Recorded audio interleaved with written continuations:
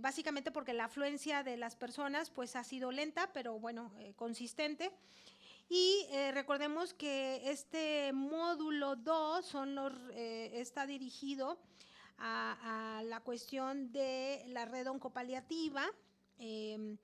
No voy a hacer la lista de asistentes, se va a grabar esta presentación, o más bien esta reunión, quiero decir, con fines de ponerlos en el acta. Bueno, seguido después de esta presentación y discusión de la red oncopaliativa, mandaremos una minuta para que todo el mundo la firme y queden los compromisos pues bien asentados, ¿de acuerdo? Entonces, pues sin más preámbulo, les doy la más cordial bienvenida. El día de hoy va a estar con nosotros la doctora Emma Verástegui, que en unos momentitos más se va a unir a nosotros, la doctora Andrea Paulina Flores, si la enfocamos para que la puedan identificar. Entonces, Andrea Paulina, si dices un poquito de tu currícula, por favor. Hola, muy buenas tardes a todos. Gracias por acompañarnos. Yo soy médico anestesiólogo, egresado de la Universidad Autónoma de Guadalajara y realicé aquí el curso de diplomado de cuidados paliativos en el Instituto Nacional de Cancerología y posteriormente el alta especialidad en algología aquí mismo en el Instituto Nacional de Cancerología, y actualmente me encuentro adscrita al servicio de cuidados paliativos aquí mismo en el instituto. Y la doctora Laura Saldívar, quien está cursando actualmente, bueno, está a punto de terminar el curso de alta especialidad. Laura, si nos puedes dar un poquito de tu currículum, por favor, para que te conozcan. Sí. Hola, buenas tardes. Yo soy Ana Laura Saldívar Ruiz, soy especialista en geriatría, egresada del Hospital Civil de Guadalajara, de la Universidad de Guadalajara, y actualmente cursando la alta especialidad en Medicina de Dolor y Cuidados Paliativos, aquí en el Instituto Nacional de Cancerología, avalado por la UNAM. Perfecto. Ellos nos están acompañando, bueno, básicamente porque también queremos allegarnos de ideas frescas, jóvenes, un poquito para que nos ayuden también a hacer la redacción del documento final de los acuerdos que lleguemos. Y no sé si ya está también adentro en la sala la doctora Adelina Alcorta de Monterrey, Nuevo León, no sé si por ahí ya está. Perfecto, Adelina, me da mucho gusto que estés con nosotros y bueno, yo también voy a necesitar que nos apoyes un poquito de larga distancia con todo lo de las iniciativas. ¿Te recuerdas? Como antecedente empezamos en la última reunión que tuvimos presencial en el Instituto Nacional de Genómica, en el IMEGEN. Tú proponías que se hicieran cuestiones de investigación, lo cual hoy en la certificación de los nuevos centros fue algo que los evaluadores tomaron mucho en cuenta, ¿no? Los nuevos centros que se unieron a la red oncopaliativa, que es en el caso del Hospital Juárez de México, que es el Centro Médico el licenciado Adolfo López Mateos del ISEM en el Estado de México, el HRAE de Ciudad Victoria, Tamaulipas, con el doctor Paulín, y el Instituto Oncológico de Panamá. Algo que hacían mucho énfasis los evaluadores es, pues, qué onda con la formación de recursos humanos y qué onda con la situación de la investigación. Entonces, para darle como un orden y no empezar a tener lluvias de ideas que no nos lleven a algo en concreto, creo que esta vez necesitamos trabajar como una fuerza dividido en áreas. Y para dividir las áreas, fíjense que les mandé ahí por WhatsApp, lo pueden ver en el WhatsApp de la red oncopaliativa, los indicadores de cuidados paliativos a nivel internacional, pero específicamente los que está publicando la Asociación Latinoamericana de Cuidados Paliativos, que eso pues es una sombrilla, una gran sombrilla que nos va a cubrir a todos. Entonces, si abren su WhatsApp en la presentación que les mandé de PowerPoint, ahí van a ver que básicamente tenemos 4 ejes. Esos 4 ejes o indicadores de cuidados paliativos hablan de política sanitaria, y cuando hablamos de política sanitaria estamos hablando de un objetivo que sería medir la atención en cuidados paliativos a través de una estrategia pública. En este sentido, la red tiene una buena dispersión como para poder mostrar al público en general, a los administrativos y a los tomadores de decisiones que están por arriba de nosotros que trabajamos en las trincheras, cómo es que estamos llegando nuestros servicios de cuidados paliativos hasta el último ranchito de cada uno de nuestros países. También tenemos el otro eje estratégico que es educación, y aquí básicamente el objetivo será medir la formación en cuidado paliativo para profesionales de la salud. El otro eje estratégico es la prestación de los servicios. Aquí pues mediríamos el acceso a cuidados paliativos en el primer nivel de atención. Ya ven que, por ejemplo, en el caso de México, nosotros estamos en la clasificación 3A, que son esfuerzos aislados, o sea, sí hay cuidados paliativos en el país, pero básicamente están en tercer nivel de atención, no están en el primer nivel, y esto hace que pues tengamos estos esfuerzos aislados, que cada institución tenga sí muy bonitos centros de paliativos, pero están en nichos que son pues el pico del iceberg, entonces necesitamos bajarlos más a la base. Y el último eje estratégico son los medicamentos, medir el acceso a opioides potentes para el tratamiento del dolor y otros síntomas en cuidados paliativos como la morfina y sus derivados. Recordemos que la Organización Mundial de la Salud así mide el desarrollo de los países por consumo de morfina. Y si México tiene un consumo bajo, como es lo que reporta a nivel internacional, pues seguramente médicos de otros países de primer nivel han de pensar que aliviamos el dolor con masajes y barro en la espalda o una cosa así, ¿no? Porque si la gente acá también tiene cáncer y se muere con terribles dolores y no usamos la morfina, pues, ¿qué pensarán de nosotros? Muy bien, entonces, Laurita, no sé si quieras leer el primer rubro, que es el de política sanitaria. ¿Qué podríamos medir ahí para tener todos como una estrategia y poder hacer la lluvia de ideas después de la lectura de esto? Ok, como definición, va a ser la existencia de un plan o programa nacional de cuidados paliativos vigente, como resultado de políticas y acciones definidas con el objetivo de implementar y o mejorar la atención a los pacientes de cuidados paliativos. Esta debe de tener un alcance nacional, debe estar diseñado para integrar los cuidados paliativos en los servicios de salud, tener presupuesto asignado y un responsable asignado. Se entiende como plan o programa a un plan específico de cuidados paliativos o un componente de cuidados paliativos dentro de un plan más amplio, como por ejemplo la prevención y control de enfermedades no transmisibles, de cáncer o de VIH.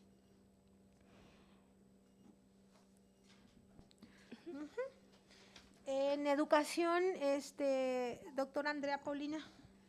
Bueno, en la parte de educación se refiere a la proporción de escuelas de medicina que ofrecen la formación en cuidado paliativo en el pregrado.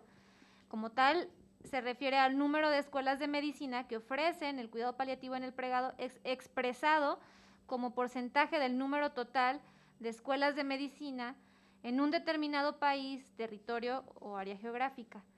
Y pues algo similar se traspola a las escuelas de enfermería, ¿no? Que como definición sería el número de escuelas de enfermería que ofrecen el cuidado paliativo en el pregrado, expresado como porcentaje del número total de escuelas de enfermería en un determinado país, territorio o área geográfica.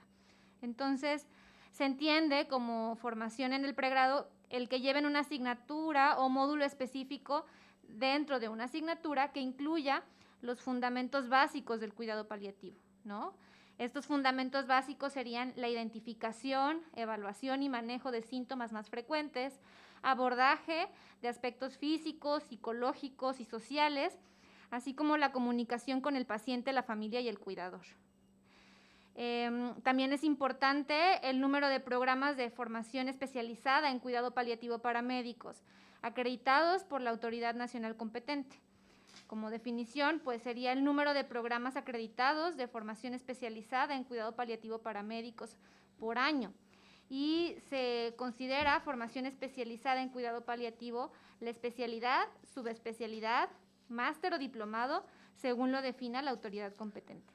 Oye, pero aquí también, aparte de la parte médica, estaría importante que también las enfermeras, los psicólogos, los nutriólogos, los trabajadores sociales tanto en pregrado como en posgrado, tuvieran la oportunidad de tener programas de cuidados paliativos insertados en sus currículas, ¿no? Entonces invitamos a todos los participantes de la red que están en otras áreas que no son las médicas, también a que nos den su opinión sobre la parte educativa.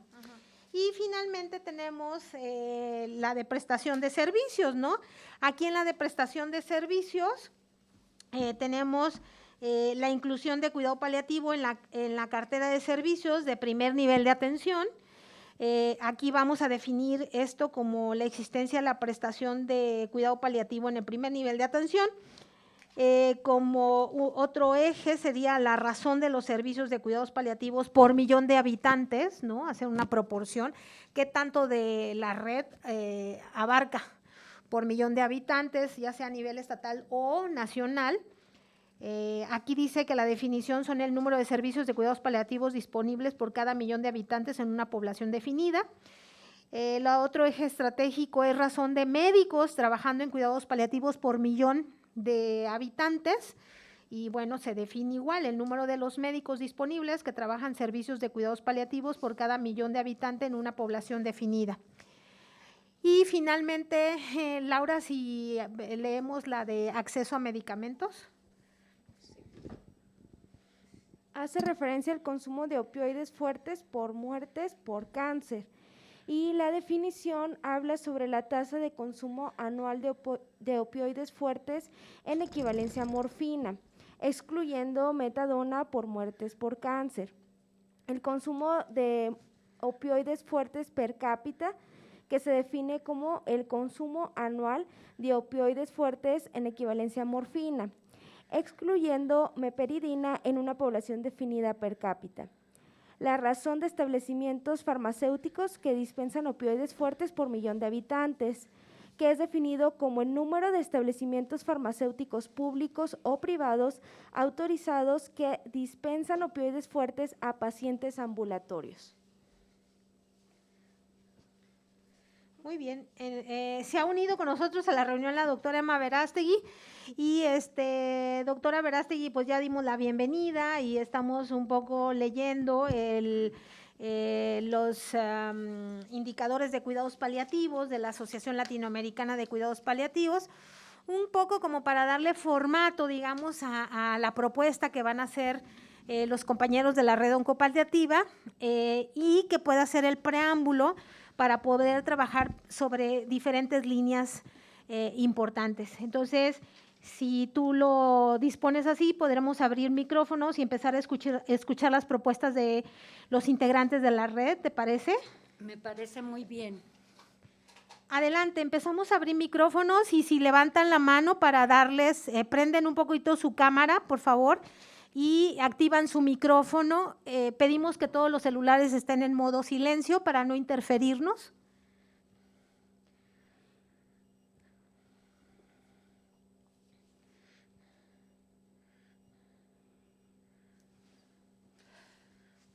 Yo tenía también una propuesta. Estos indicadores son importantísimos y debemos de tenerlos en el país. Sin embargo, creo que nuestro esfuerzo también está dirigido a los equipos de cuidados paliativos que se integran al manejo de los pacientes oncológicos. Entonces, tal vez hacer un capítulo en donde describamos las actividades que estamos teniendo los equipos de cuidados paliativos que están en los centros oncológicos o que ven pacientes con cáncer. Creo que eso nos daría la oportunidad de ampliar y contribuir a los indicadores de cuidados paliativos, específicamente en el área de oncología. ¿Hay alguien que haya levantado la manita por ahí? Todavía no. Doctora Adelina Alcorta, ¿quieres comentar algo con relación a esto?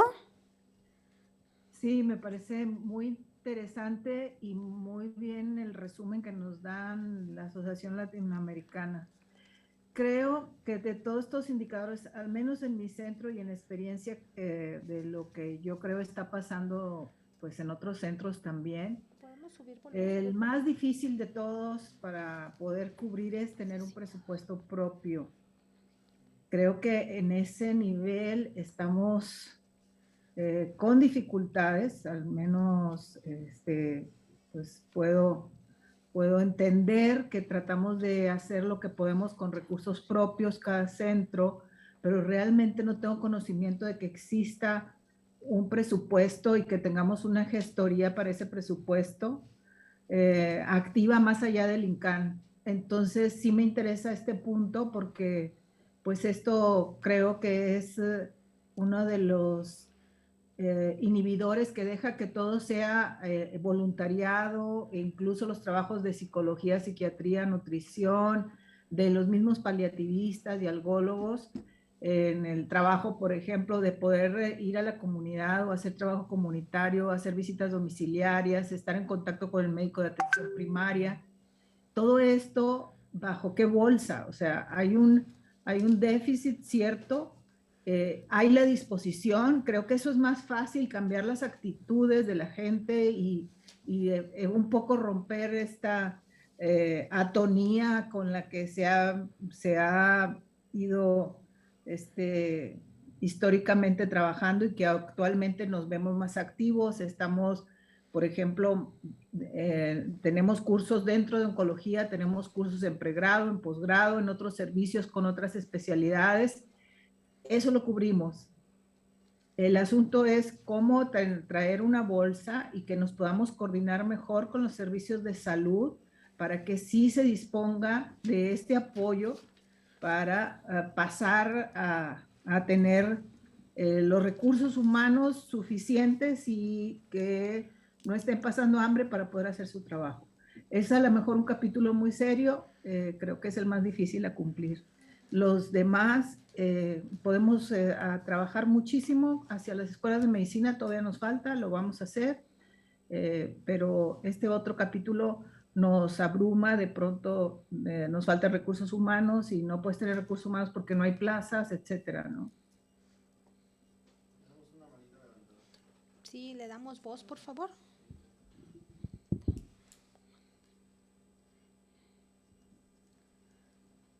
Este tema es muy importante, ¿no? El de los recursos económicos para poder contratar personal, para poder operar la unidad, y tal vez sea algo que como red podamos impulsar, ¿no? Lo que se requiere en cuanto a recursos económicos, que por ahí el diputado Héctor Barba también tenía puesto esto como uno de sus pendientes para presionar desde las cámaras de diputados y senadores a nivel federal, pero valdría la pena una carta por parte de la red diciendo que esto pues finalmente sí se requiere, ¿no?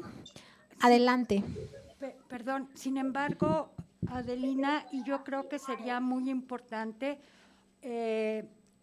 tener una línea de propuestas, porque a lo mejor sí, en general los cuidados paliativos y la asignación de recursos son muy importantes y hay muchas voces que hablan de ello y muchísimas inquietudes y diferentes modelos de atención, pero creo que si nos centramos en lo que somos, la red oncopaliativa del país, de Latinoamérica, podríamos tener un peso y muchísima más eco en las cámaras y con los diputados, concentrarnos y apoyar este esfuerzo de la importancia de los cuidados paliativos, específicamente de los pacientes que estamos viendo en la red oncopaliativa. Si no se diluye con otros esfuerzos que hay múltiples de diferentes, sí, de diferentes disciplinas. Le damos voz a quien levantó la mano y no sé si las podamos ver a las personas que… Gracias.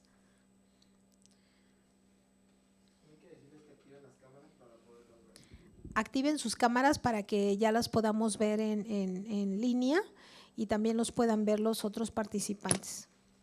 Yo me voy a acercar a ver si hay alguno más que hay que admitir, ¿no? Ya tenemos el sistema completo. ¿Ya se llenaron los 100? Tenemos 92.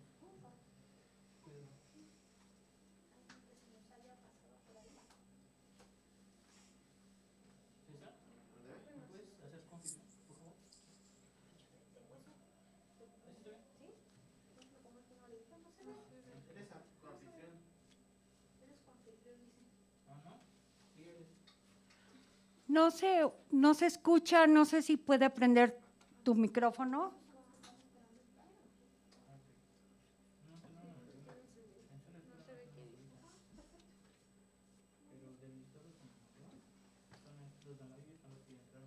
Hola, buenas tardes. Hola, buenas tardes. Bueno, me da mucho gusto ver y saludar a tantas personas valiosas y que han luchado por los cuidados paliativos en todo el país y tener la oportunidad también de participar en este foro. Yo pienso que algo básico para que los cuidados paliativos caminen, por decirlo de alguna manera, en México es la voluntad política. Porque sin voluntad política no fluye todo lo demás.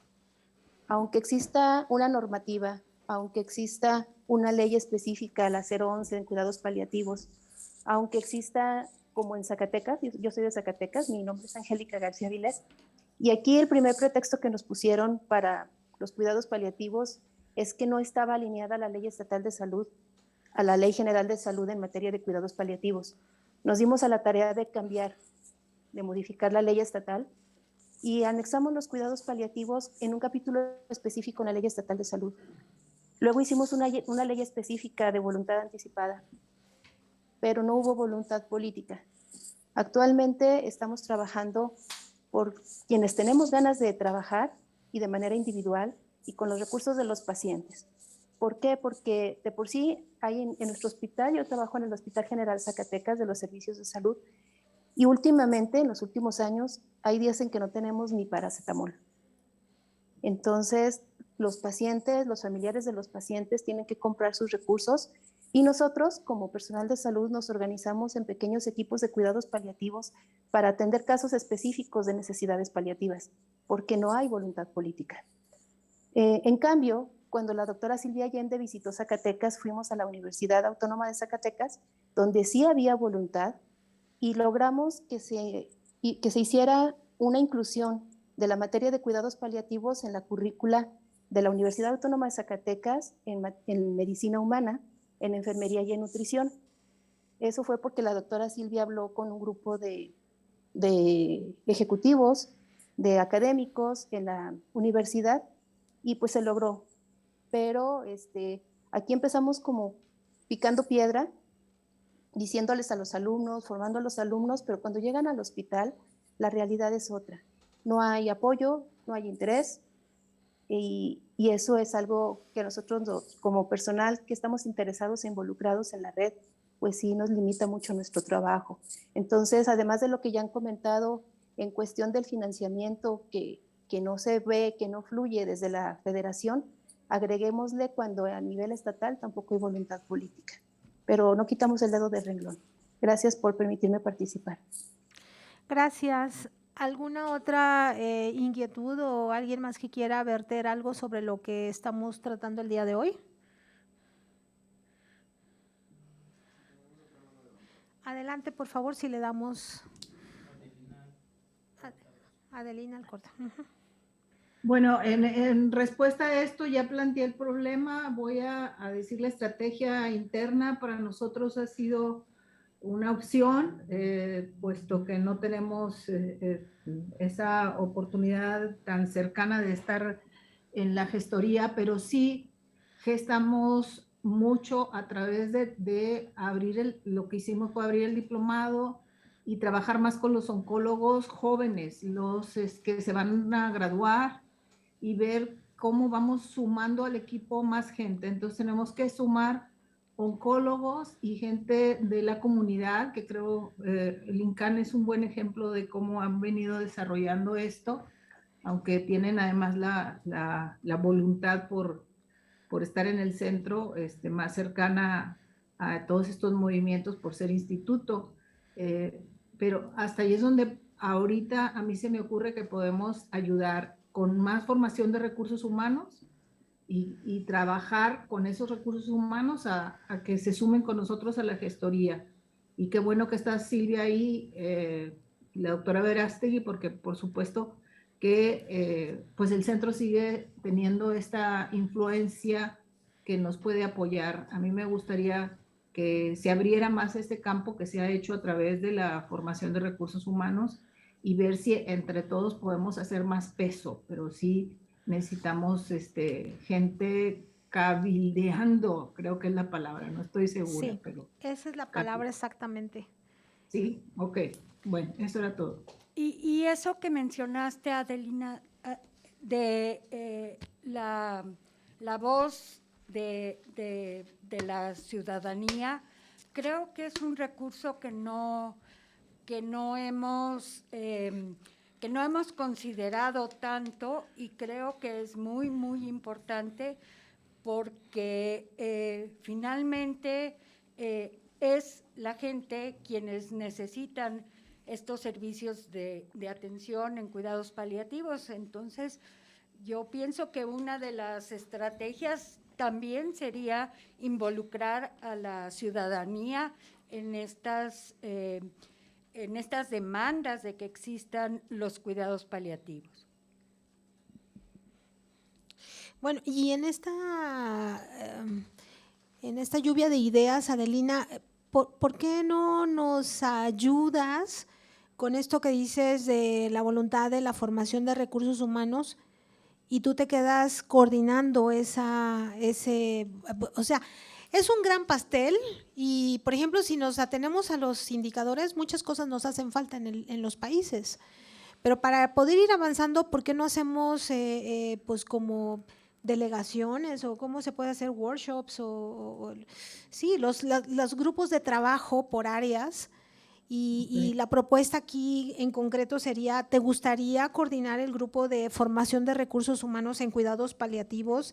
Y ahorita pedimos quién más pueda mandar, ya sea por los chats o aquí mismo en el chat del Zoom, quién alza su manita para unirse a este primer esfuerzo de alinear la formación de recursos humanos en pregrado y en posgrado, porque pues ahora también todo el mundo es especialista de cuidados paliativos y todo el mundo es súper experto en cuidados paliativos y cuando pides credenciales dices, bueno, pues, ¿qué tipo de credenciales son las que tú tienes? ¿No? Habría que empezar por la misma red de alinear todas estas documentaciones, pues para tener esta formalidad que se merece. ¿Cómo ves, Adelina?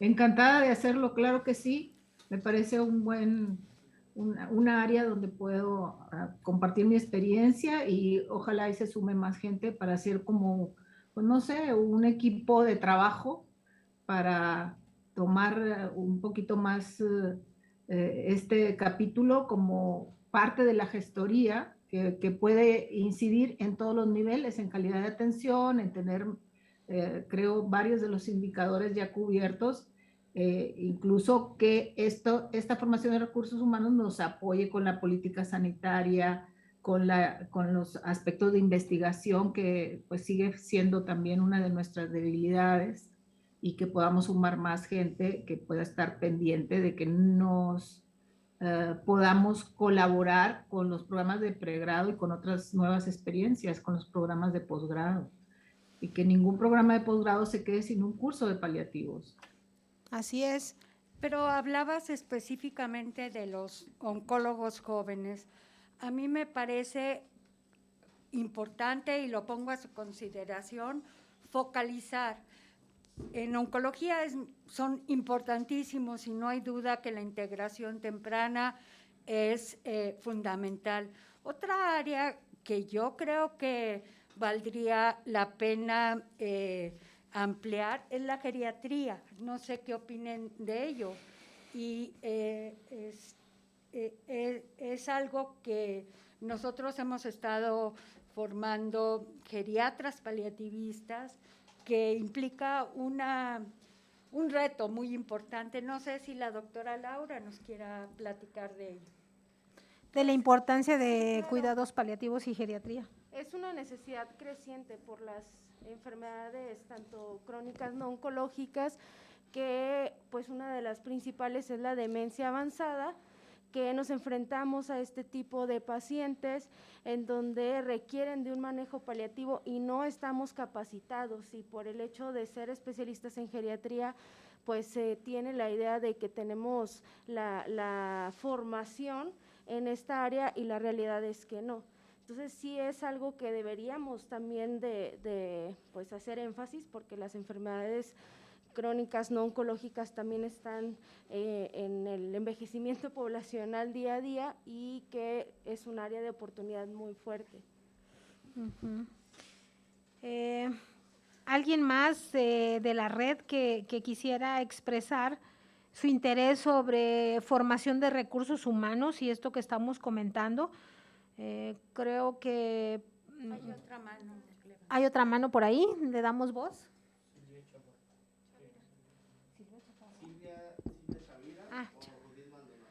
Primero Judith Maldonado.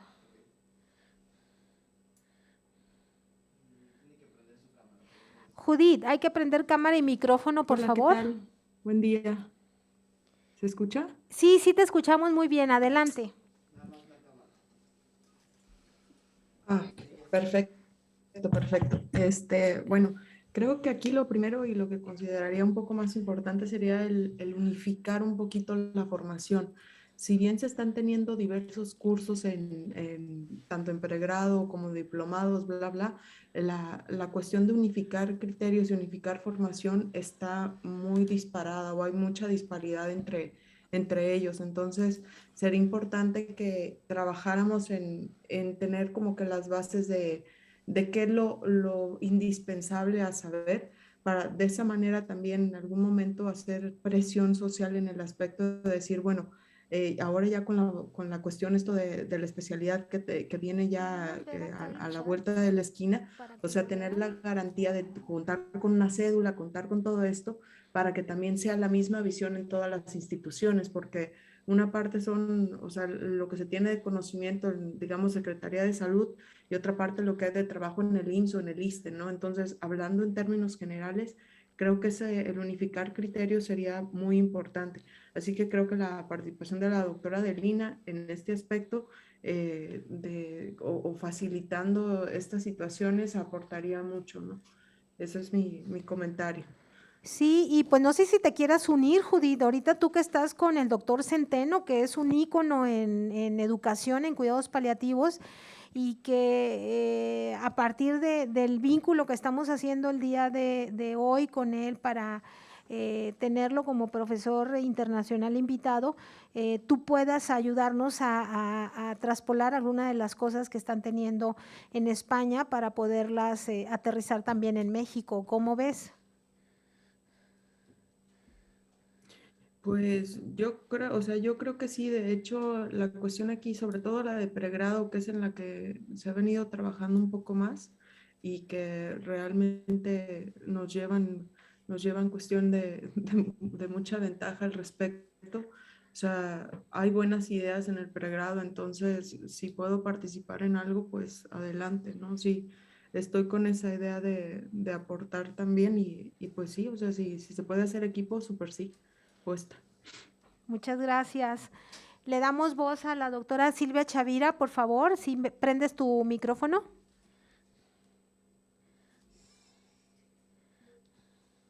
Buenas tardes. No sé si ya terminaron este tema, había alzado la mano un poquito antes. Quería comentar de las cosas importantes también que está sucediendo en el país. Es esta parte del no acceso a los medicamentos, ¿no? Y es algo que usted, doctora Allende y doctora Verástegui, han luchado desde hace muchos años, el que por lo menos tuviéramos morfina, ¿no? Y ni siquiera morfina estamos teniendo. Entonces, a veces podemos tener los cuidados paliativos y atender a los pacientes, pero desgraciadamente no hay acceso. Y si el acceso no lo tenemos ni siquiera en la Ciudad de México, nos podemos imaginar en el resto del país. Y junto con lo que decía Judith, a veces en la Ciudad de México en algunos lugares hay, pero ISSSTE, IMSS no tienen, ¿no? Entonces, creo que esa es otra de las labores importantes que debemos de seguir trabajando pues con el Senado, con los diputados y haciendo lobbying, porque pues lo mínimo necesario debería de ser por lo menos la morfina para poder pues apoyar realmente a estos pacientes, sin mencionar pues el resto, aquella idea de tener, y que en teoría había sido aprobado, un kit mínimo para los pacientes paliativos. Creo que sigue siendo una de las banderas importantes que debemos de seguir llevando adelante. Muy bien. Aprovechar que está la doctora en psicología Leticia Asensio. No sé, Leti, si tú quieras aportar algo con relación a el rubro de formación de recursos humanos en el área de psicología. Muchas gracias, doctora. Buenas tardes a todos.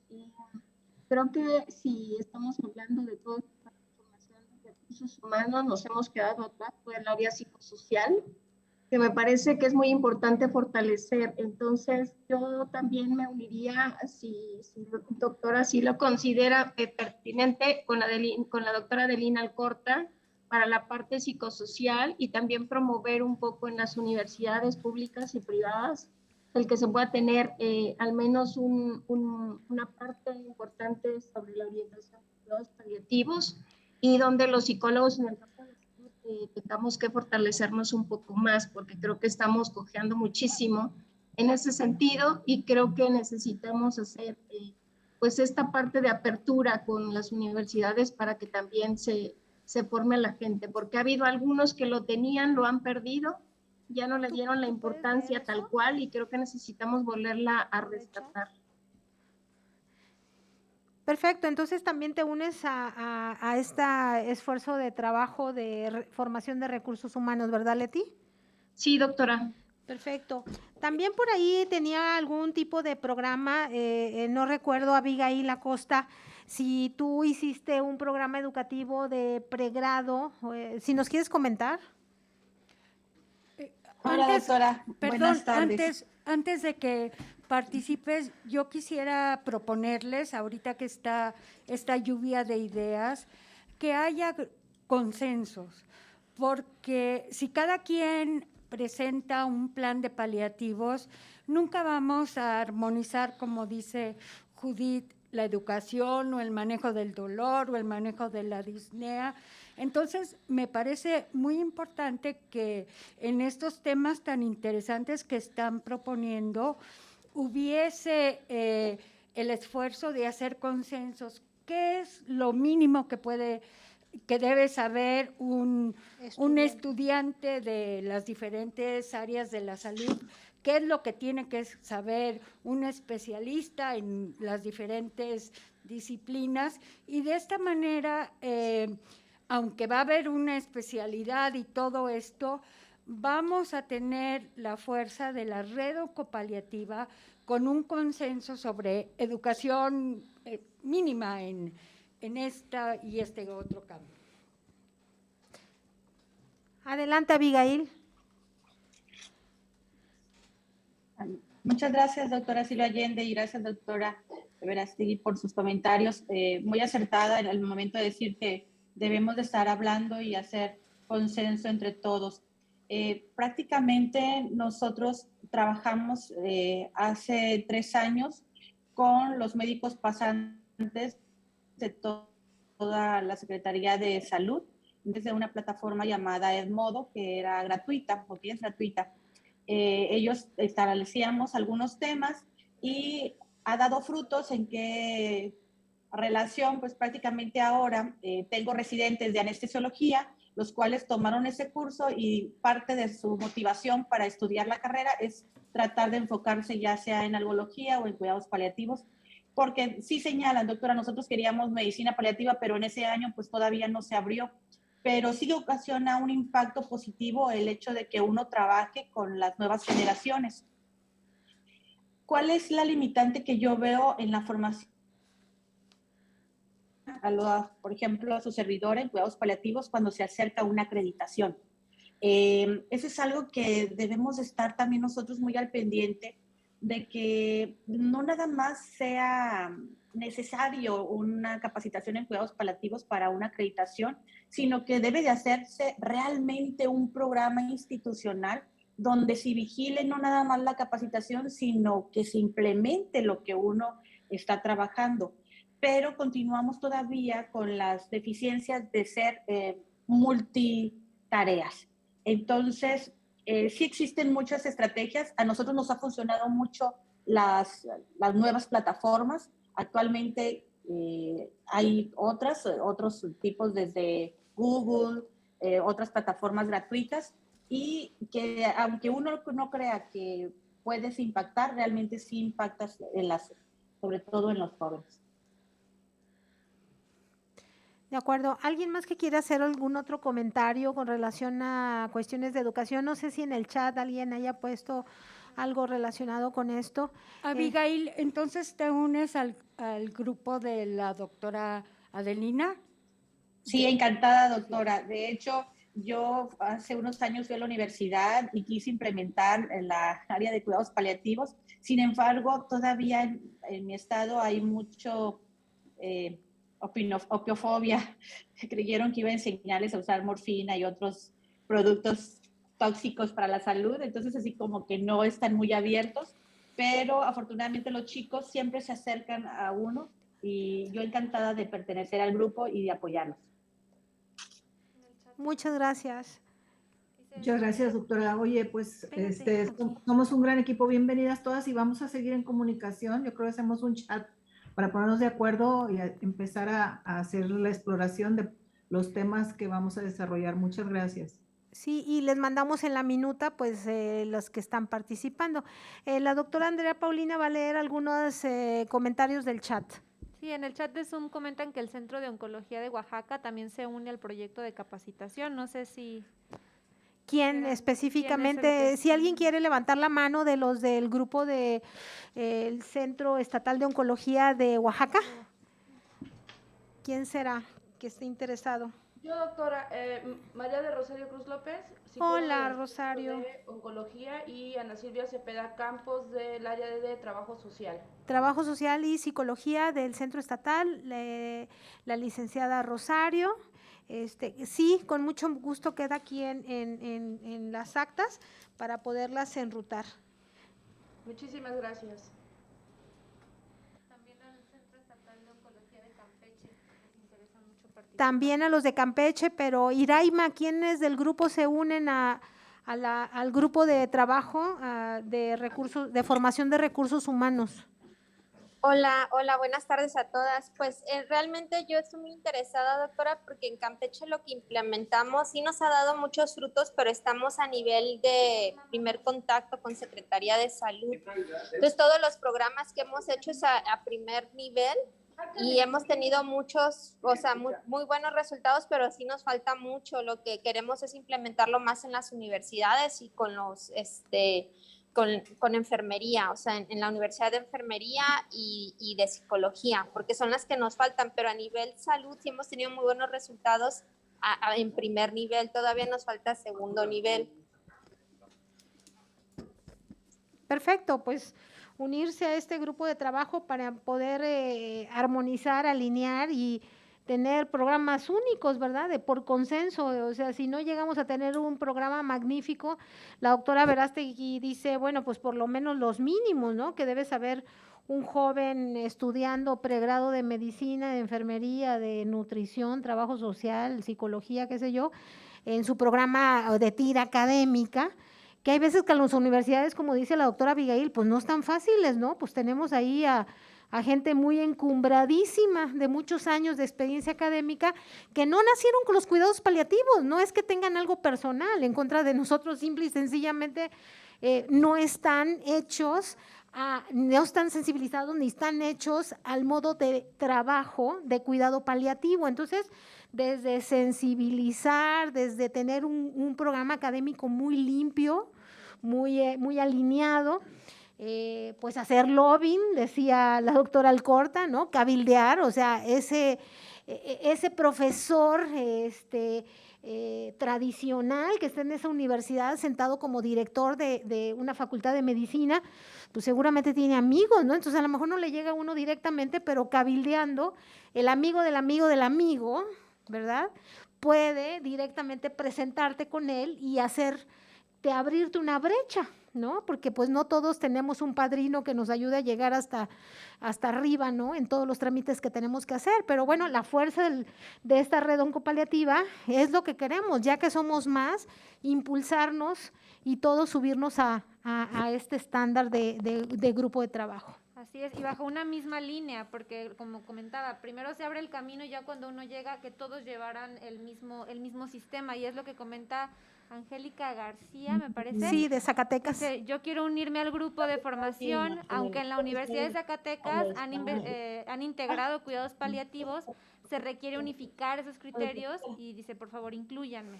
Sí, de hecho, fíjense que el año, no me acuerdo si el año pasado, Emma, contactamos a la Asociación Mexicana de Escuelas y Facultades de Medicina, porque estamos a punto de hacer hace 2 años, fíjate qué rápido pasó.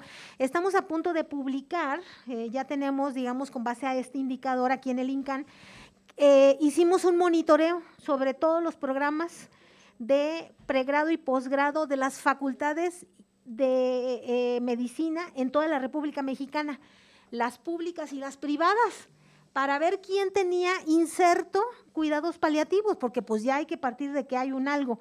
Entonces, contactamos esta sociedad mexicana de escuelas y facultades de medicina, que digamos es una asociación civil de todas, y que ahí al seno de esta asociación pues se hablan de los programas académicos, que a veces pues son muy extensos, y cada vez que quieren insertar una nueva materia pues a veces es imposible por la carga académica que ya llevan en esos 4 años, más el internado, el servicio social.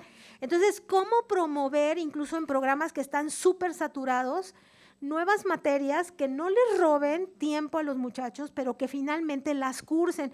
Entonces, también cómo crear métodos alternos a las aulas que puedan ser interesantes, dinámicos y que se oferten a la gente que se está preparando, ¿no? En las nuevas generaciones, y este será nuestro esfuerzo para que llegado el momento la gente que va a estar como estamos ahorita nos pueda atender. No se crean, también es una inversión pensando a futuro sobre nosotros mismos, ¿no?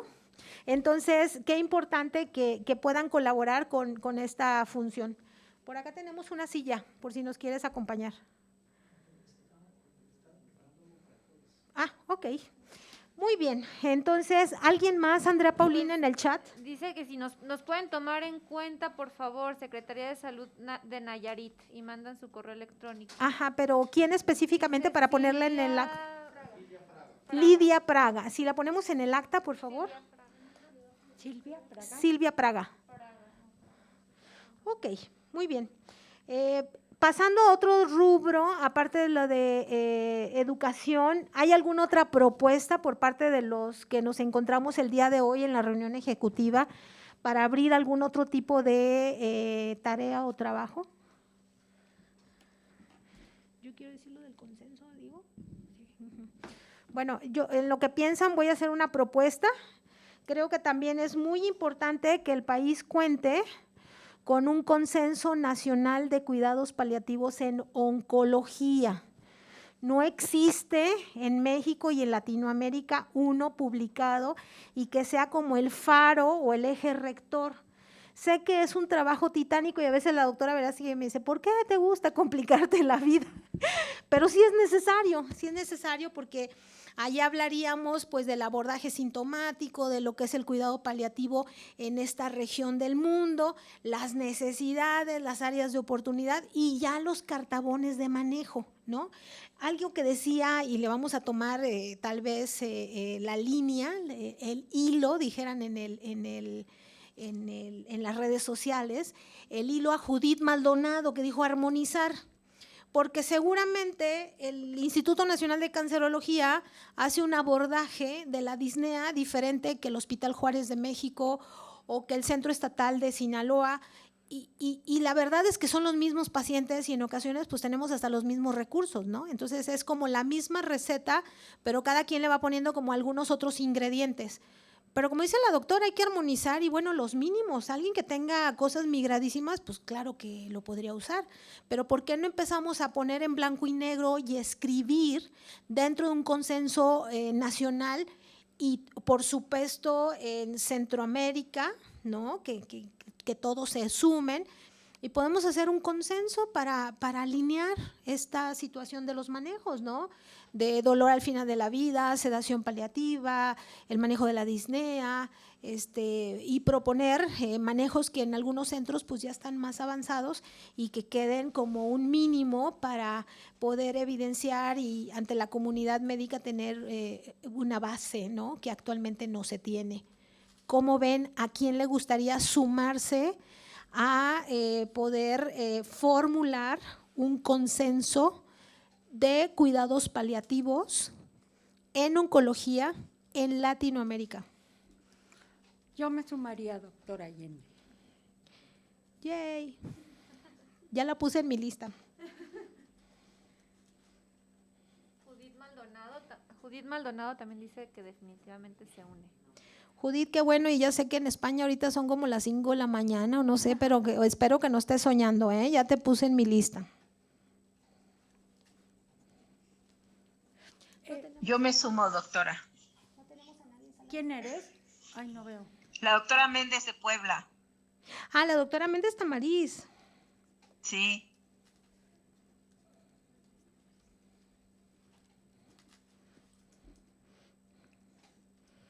Por supuesto que hablaríamos de los aspectos médicos, psicológicos, sociales, de enfermería y demás, ¿no? Para que fuera un consenso, digamos, armado con abordaje de equipo multidisciplinario, ¿no? De especialidad. Y por niveles de atención. Y por niveles de atención. ¿Qué haría el médico general? ¿Qué haría segundo nivel? ¿Y qué haría tercer nivel? Están poniendo varios que se unen. Si no los lees para que queden en el grabado y en el acta. Es Almadelia Domínguez Martín, Sí. La doctora María del Pilar Ascensión Mercado, del Instituto Estatal de Cancerología de Colima.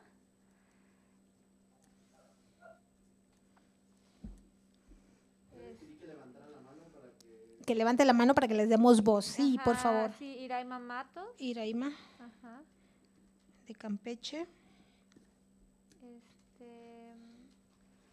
Abigail Acosta. Adelina Alcorta, ajá. Gracias. Orlando Cruz. Toraya. Yolanda Vargas. Heréndira. La doctora María Evangelina Montero, desde Ecuador. Muy bien.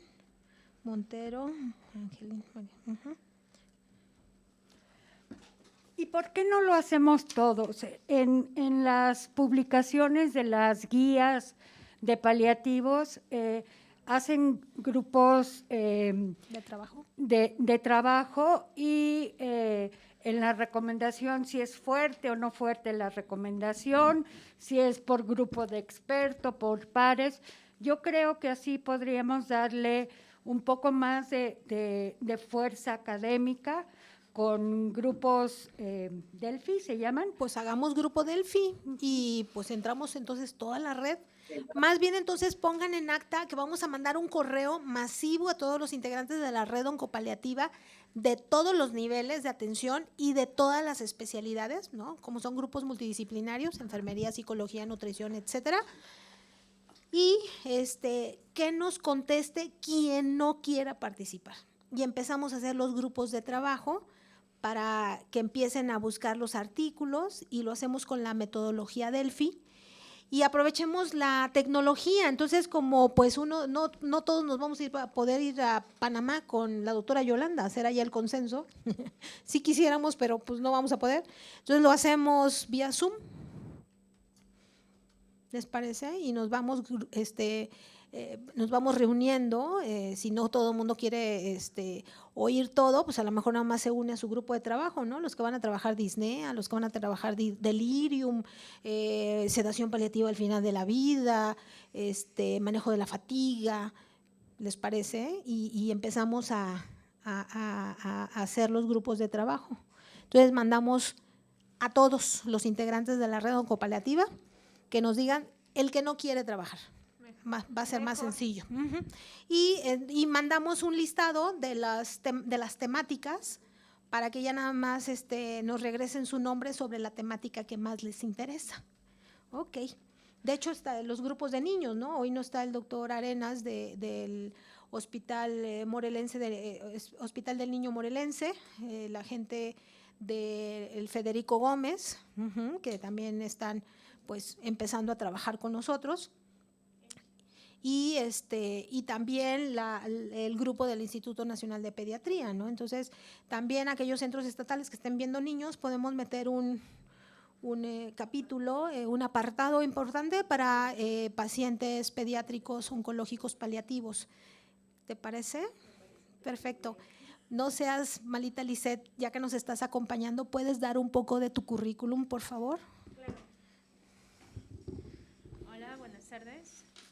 Bueno, yo soy Lisette Marmolegas, soy médico, mi carrera la cursé en Ecuador, hice pediatría en el Roberto Gilbert Elizalde con la Universidad Católica de Guayaquil, vine a hacer oncología pediátrica al Instituto Nacional de Pediatría y ahora estoy cursando cuidados paliativos en oncología aquí en el Instituto Nacional de Cancerología. Entonces, lo que menciona la doctora Allende es extremadamente importante, ¿no? Cuidados paliativos tiene información bastante diversificada, pero que no ha sido unificada en un estándar, ¿no? Para que se pueda seguir. Y hay mucha experiencia en adultos. En niños, muchas de las cosas que se hacen pueden ser extrapoladas desde los adultos. Entonces, si integramos todo esto en función de esa experiencia, creo que el beneficio en la población pediátrica oncológica va a ser gigantesco. Entonces, es una gran iniciativa, le veo gran futuro. Y pues, unidos hacemos fuerza, ¿no? Me parece maravilloso y que te unas a este grupo de trabajo, doctora Lisette Mármol. Claro que sí, Sería doctora. muy importante con la visión que tienes como oncóloga pediatra y además, pues ya con esta capa o investidura que tienes de cuidados paliativos. Entonces, pues quédate coordinando ya de una vez este módulo, ¿te parece? No sería mala idea. Perfecto, pues bienvenida y gracias por acompañarnos.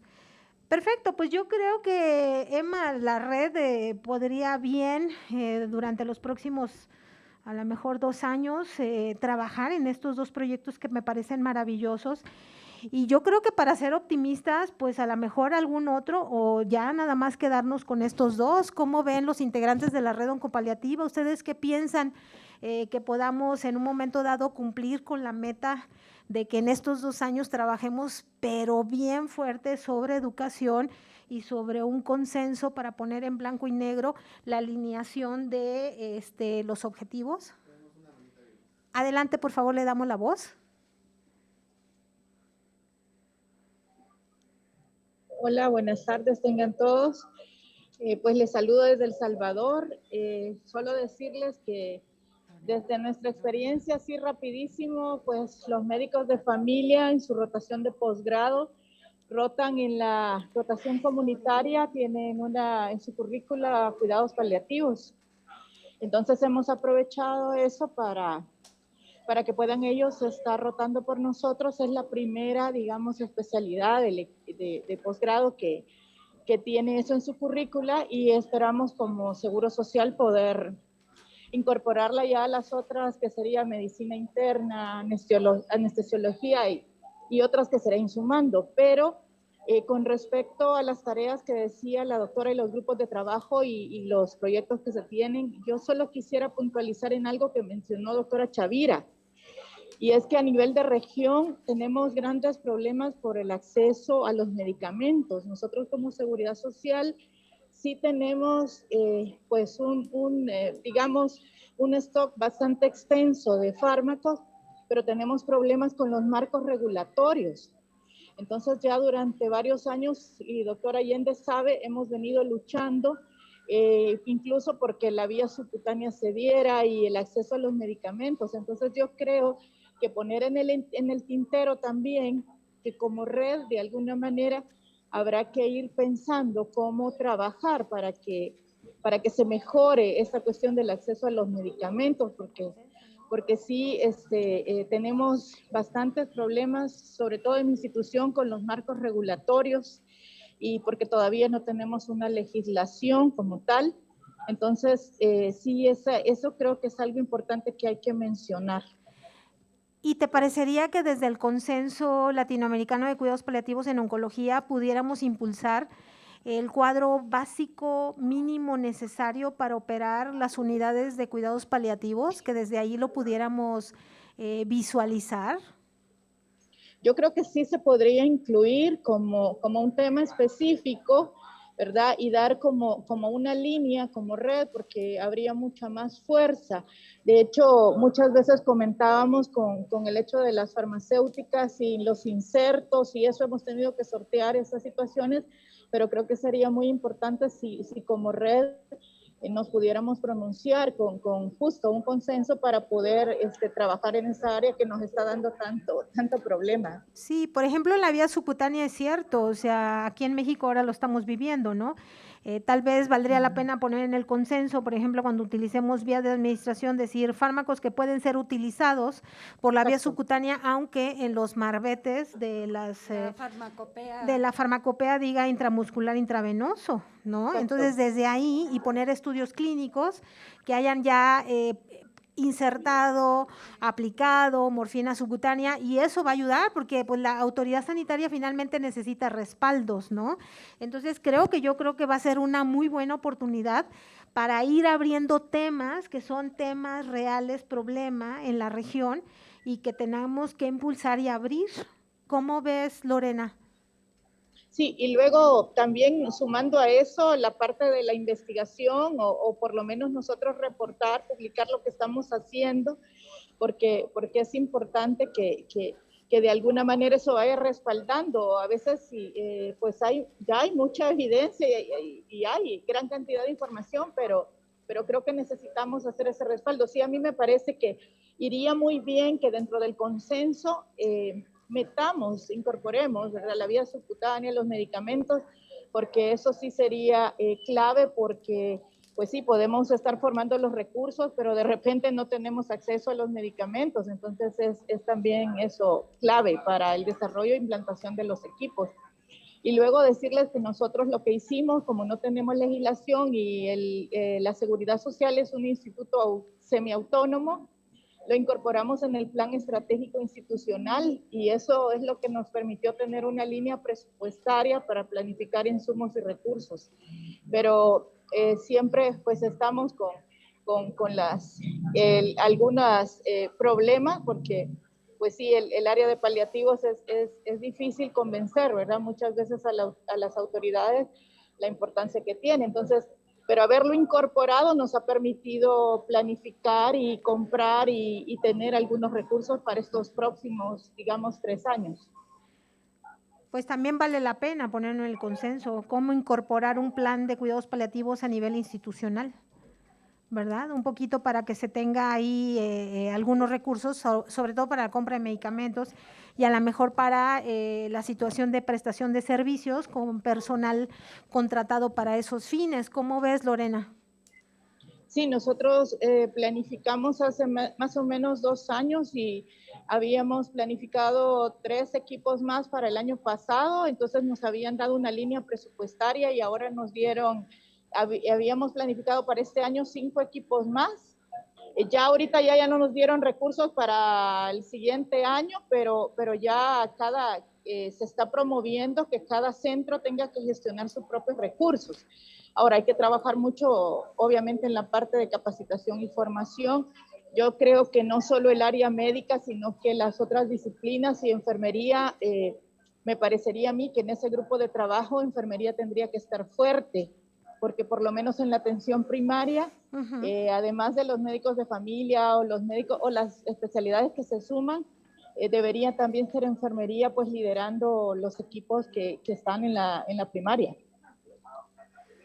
Sí, súper de acuerdo, y enfermería es un pilar fundamental en los cuidados paliativos, o sea, el cuidado corporal, el cuidado y el mantenimiento de la situación física del paciente, emocional y de la familia, ¿no? Y también son nuestros ojos y nuestras manos en las casas, porque bueno, ellas son una fuente que permea mucho más fuerte que los médicos. O sea, por cada médico contratado en una institución, pues hay 5 enfermeras más, y la institución así lo dice, ¿no? Es mejor tener enfermeras capacitadas que tienen un sueldo un poquito más por abajo de lo que le pagan a un médico, aunque ya sabemos que en toda Latinoamérica los sueldos, a diferencia de otras partes de América, pues es muy cruel, ¿no? Está muy reducido y las horas de trabajo muy extendidas, pero bueno, eso ya sería motivo de otra parte y de otra investigación. ¿Alguna otra cosa más que quieras proponer, Lorena, para el consenso? Pues ahorita creo yo que hay bastante por hacer, ¿verdad? Y hay muchas cosas que podríamos retomar, pero quizás la parte de, solo para finalizar, que hay que pensar también que ahora la tecnología y la parte de la telemedicina, ¿no? Y algunos recursos tecnológicos como que se pueden utilizar dentro del ámbito de la atención primaria y del área hospitalaria también podrían ser de beneficio. Entonces, habría que ir tocando ya esos puntos porque los cuidados paliativos ahora también transitan por esa parte de la tecnología. Claro que sí, muy buena propuesta. A mí me gustaría que nuestro enfoque se centrara en Latinoamérica, porque tenemos unos servicios de salud particulares en Latinoamérica. El acceso universal no es factible, entonces que seamos realistas y que pensemos en la región, en Latinoamérica. A lo mejor aspiramos a estar como España, pero o como Estados Unidos, pero pensemos en la región de Latinoamérica. Y antes de que me quiten el micrófono, fíjense que en las presentaciones de hoy no escuché nada del grupo de voluntarios y creo que es un recurso que no estamos dándole el lugar que tiene. Desde luego ahorita con la pandemia hubo restricciones para que participaran, pero su incorporación a los equipos de cuidados paliativos es algo que no debemos de olvidar.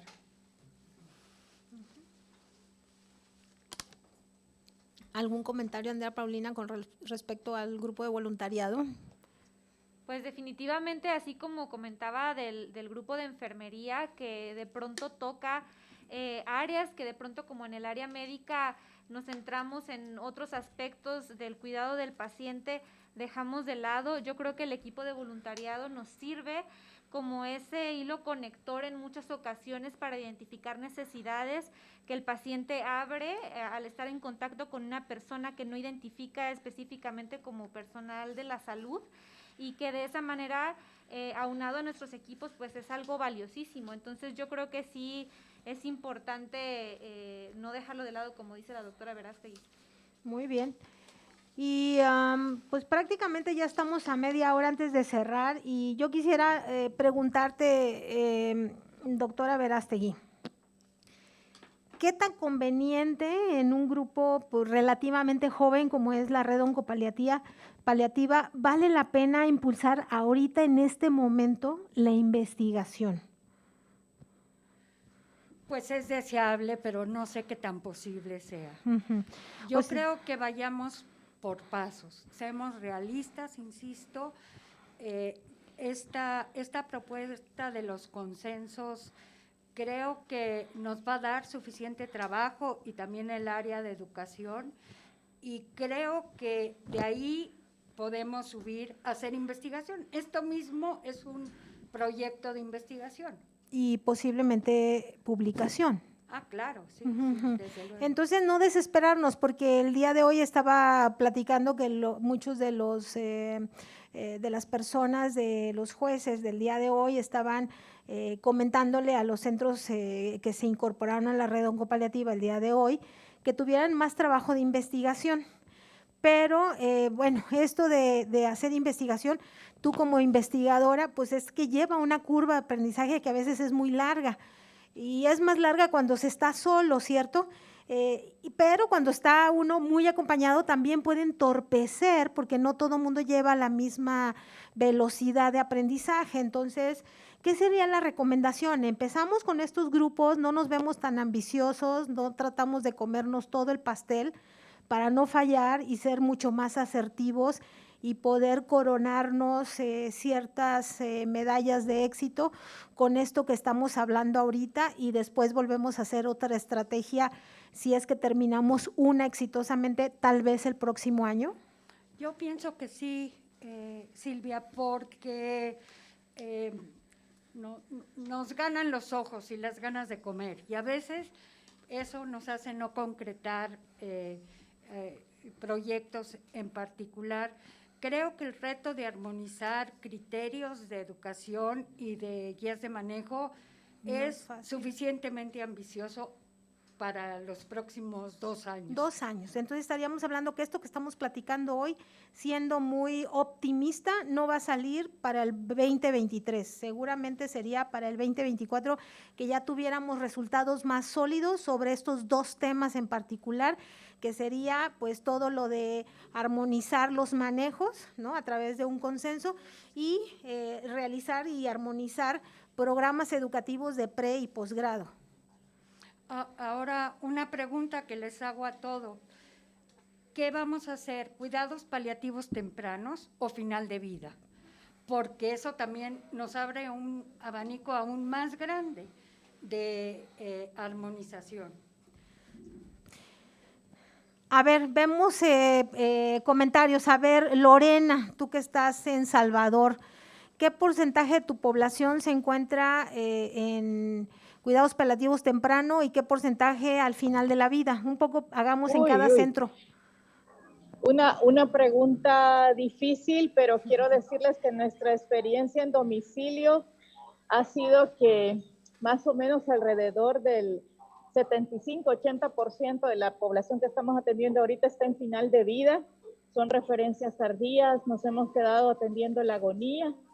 Nuestro primer enfoque fue que íbamos a hacer cuidados paliativos tempranos, pero en realidad la demanda que hemos tenido, que si revisamos el 1.5 más o menos de la población, que no hemos llegado ni siquiera a eso, estamos atendiendo el final de vida, ¿verdad? Como les digo, nuestra expectativa era poder llegar antes, pero por ahora la demanda nos está comiendo y estamos viendo el final de vida.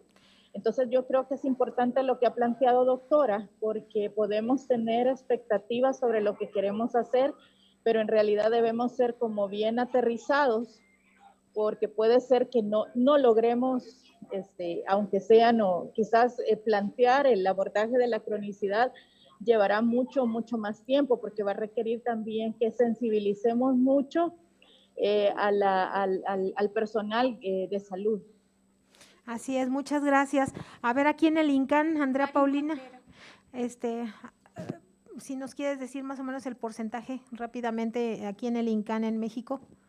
No, pues aquí también lo mismo, la gran mayoría de los pacientes llega al final de la vida. Solo en ciertos padecimientos oncológicos se considera el manejo paliativo temprano, pero sí, creo que en los pacientes hematológicos y en los pacientes de gastroenterología, etcétera, son pacientes que casi siempre llegan al final de la vida, ¿no? 70-30, diremos. Yo creo que sí. Mari Montero, de Ecuador.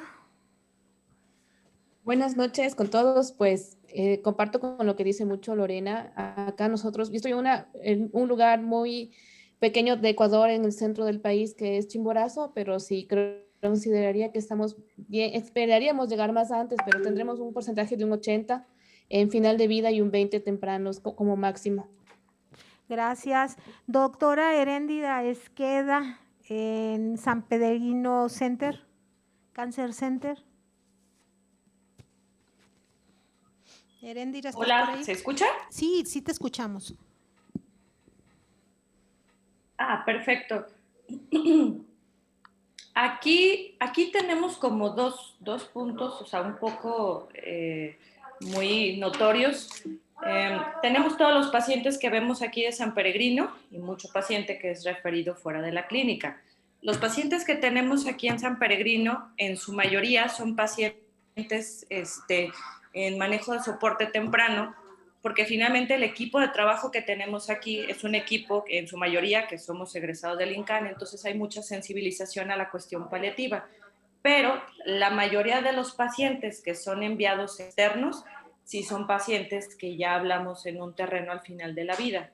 Entonces, tratamos mucho de hacer un poco más de conciencia en el resto de los médicos y en el resto de las instituciones, porque vemos mucho paciente del IMSS, del ISSSTE, por ejemplo, un poco a que se haga una referencia un poco o mucho más temprana, y eso nos permita tener un mejor control del paciente y poder hacer un abordaje mucho más amplio. Pero yo creo que estaríamos hablando a lo mejor un, no sé, 40% aquí en San Peregrino en paliativos tempranos y un 60% en la etapa final de la vida. Perfecto, a nivel privado. Doctora Alma Domínguez, del Hospital Juárez de México, no sé si usted también la doctora Chumpitas, de el ISEM en el Estado de México, ¿qué opinan? Pues, hola, buenas tardes. Ciertamente, en mi unidad se ve mucho paciente al final de la vida. Algunos otros, como dijo la doctora, por algunas otras patologías llegan tempranamente, pero los que son, y ahí es un rubro también de investigación, ¿no? ¿Cuáles son los pacientes que te llegan al final de la vida y son los gastroenterológicos, ¿no? O algún otro paciente que viene de otro lugar buscando otra opinión, ¿no? Pero sí, la mayoría, podría yo decir que es un 60% de paciente al final de la vida y un 40% para tratamiento sintomatológico de primera instancia. Ahora, lo que he visto y he observado en este último año en los pacientes y en todo el hospital es que las interconsultas ya vienen de otras especialidades, ya vienen de neurocirugía, ya vienen de gastroenterología, ya vienen de cirugía general. Y aquí yo me sumo al trabajo de educar a todos los médicos con, probablemente yo ya les di una plática de instrumento NECPAL, para que vayan haciendo el reconocimiento de cuándo se debe de mandar un paciente a cuidados paliativos. Porque la mayoría de las otras áreas no oncológicas que me llegan son de pacientes en la etapa prácticamente terminal. Entonces ahí tengo pues mucho que hacer. Muy bien, muchas gracias. Doctora Abigail Acosta.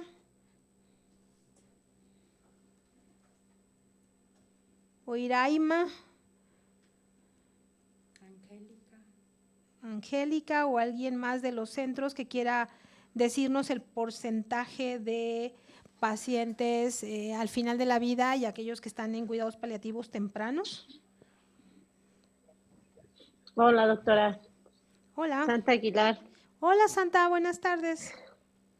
Buenas tardes. Ay, perdón, que mi video aquí está.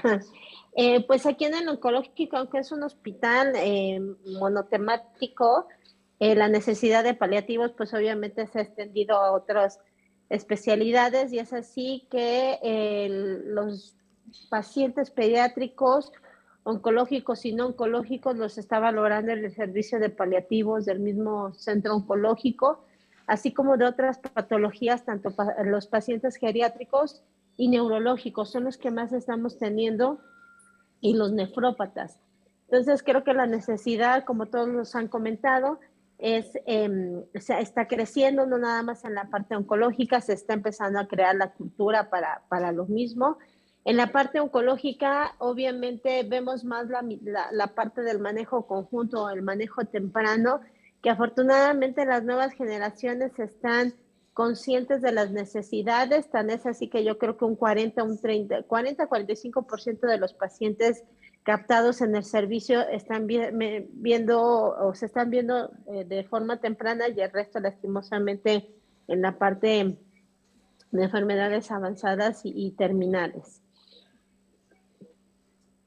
Muchas gracias.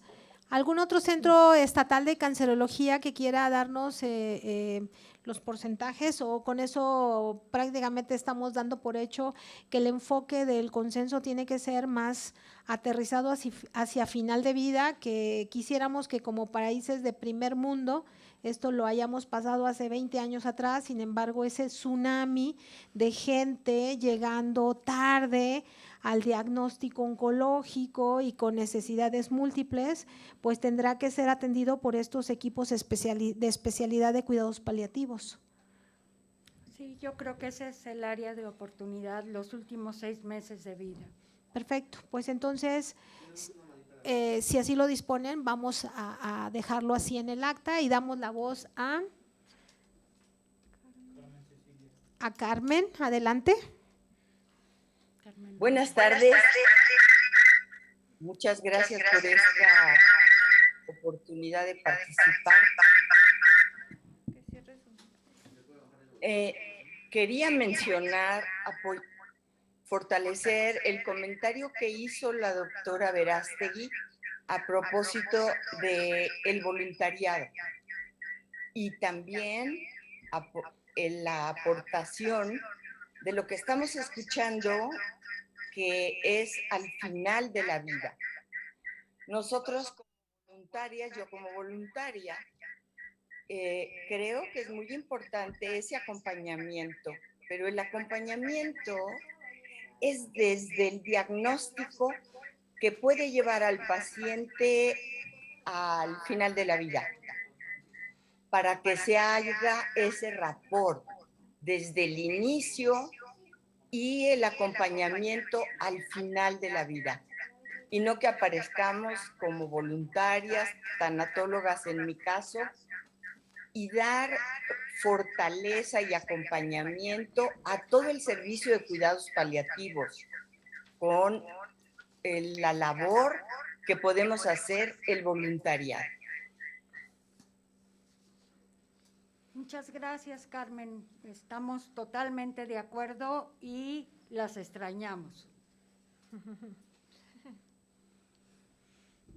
Perfecto. ¿Algún comentario más antes de cerrar la reunión ejecutiva del día de hoy?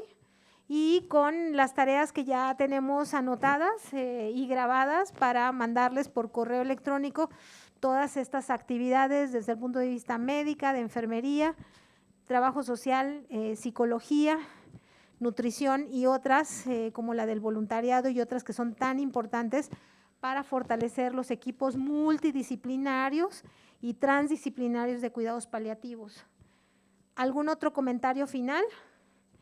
Entonces Doctora nos quedamos… Allende. Sí, adelante. Yo quería comentar que si se va a fortalecer, obviamente, la educación en pre y en posgrado, se debe de tomar en cuenta que debemos de ser muy oportunos y revertir el tener que estar atendiendo más pacientes al final de la vida.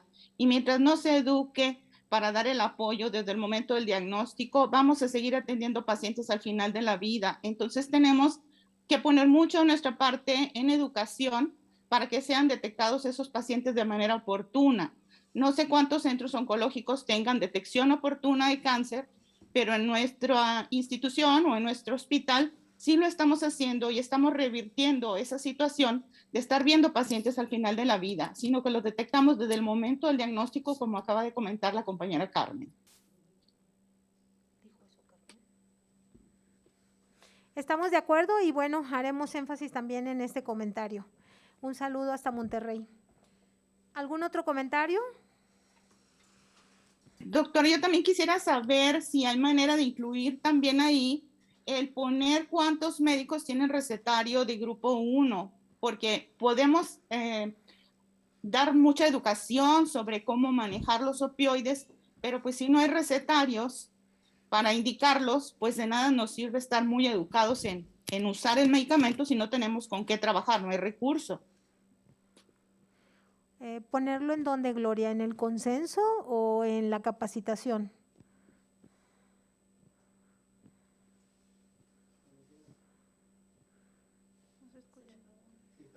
Está cerrado tu micrófono. que cuántos médicos en cada estado de la República cuentan con recetario de narcóticos de grupo 1, porque cuando se hace dentro de los indicadores, ustedes saben que el consumo de morfina de un país tiene mucho que ver como un indicador de calidad en la atención, pero si no separamos los recetarios de narcótico de grupo 1 que usa el anestesiólogo para quirófano, es muy distinto al uso de recetario de grupo 1 para paciente oncológico. Y entonces nos vamos a equivocar en las cuentas de cuánto recurso de opioide, haciendo la conversión equipotente del narcótico comparado a morfina, se está usando en oncología y cuánto en el área de anestesiología. Sí, y este es un problema pues que impacta en todos los países. Cuando se hace el reporte del consumo global de opioides por país, no hacen la diferenciación cuánto fentanilo o morfina fue usado para el posoperatorio o para los pacientes al final de la vida. O sea, es el consumo global de un país que refleja el manejo de dolor y otros síntomas en todo el estándar de la medicina. O sea, realmente si tú ves, ni la OMS hace algún tipo de partida diciendo 80-20, 80% cobertura de dolor agudo en cirugía y posoperatoria, que seguramente va a ser así, y urgencias, y un 20% al final de la vida. Sin embargo, bueno, ellos toman un indicador global precisamente para no entrar en confusores, más que un indicador de calidad, es un indicador de atención a los pacientes en el rubro de dolor por cáncer, que también esto tiene sus deficiencias, aunque venga de la Organización Mundial de la Salud, ¿verdad? Pero es muy bueno tu comentario y creo que a lo mejor COFEPRIS, dentro de sus páginas, debería tener algún tipo de, pues no sé, de información abierta al público, digo, no por el número de médicos, ni tampoco del Estado, sino decir hasta un contador a lo mejor, hasta este momento el país tiene registrados 10,000 médicos que pueden recetar opioides de la fracción 1, no sé. Eso puede ser una propuesta a la autoridad regulatoria y puede ser visible por todos si a alguien le interesa, ¿no? Además, por transparencia, también se puede pedir estos datos actualmente al gobierno federal, específicamente a la COFEPRIS.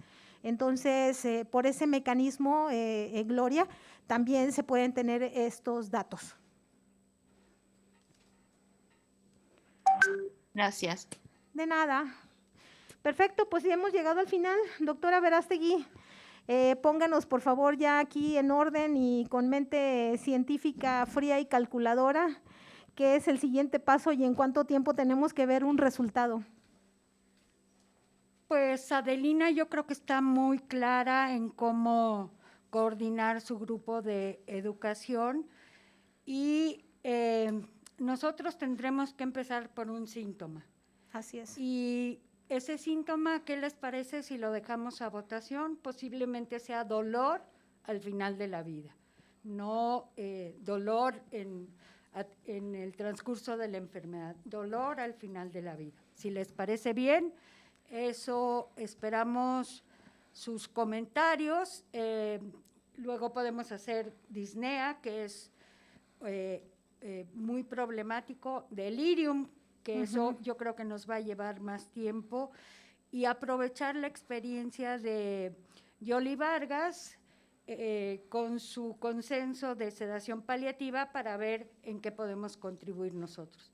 Entonces son 4 tareas: primero dolor, disnea, delirium y la sedación paliativa. Sedación paliativa como temas primordiales, pensando en que todos los centros tenemos 70-30 en cuanto a atención al final de la vida. Exactamente. Sí. Ok, más algunos de otros tópicos que se comentaron, como el cuadro básico esencial de medicamentos, el uso de la vía subcutánea y a lo mejor la cuestión de, no sé, de los recursos. Veamos cómo estructurarla para que también no sea un instrumento tan largo y que sí pueda ayudarnos a todos los centros de paliativos, poder visibilizar y poder validar el trabajo que hacen los equipos dentro de las unidades. qué es un equipo básico de cuidados paliativos, qué es un equipo específico. O sea, partamos de esos síntomas, pero seguramente en la introducción tendríamos que hablar de temas generales, de qué es un equipo de cuidados paliativos en oncología. De acuerdísimo, pues entonces por lo pronto nos damos el mes de marzo para el envío de todos los correos, ya tener en minuta los acuerdos, las participaciones y con base a la respuesta y a las votaciones, tal vez empezar por ahí después de Semana Santa, pasando a abril. En mayo. Perfecto. ¿Les Entonces, parece mayo como mes de inicio para trabajar? También tendríamos que buscar el recurso para hacer los grupos Delphi. Entonces, la doctora Allende, que es muy buena para eso, va a buscar el recurso. Sí, yo me dedico a colectar los recursos económicos para que nos hagan la metodología Delphi y nos puedan hacer la interpretación y la validación de cada uno de los grupos. Perfecto. Muchas gracias. Muchísimas gracias. Muy buena tarde. Estamos en comunicación. Hasta luego. Hasta luego. Bye. Hasta luego. Hasta luego, gracias. Thank you. Gracias. Muchas gracias. Gracias a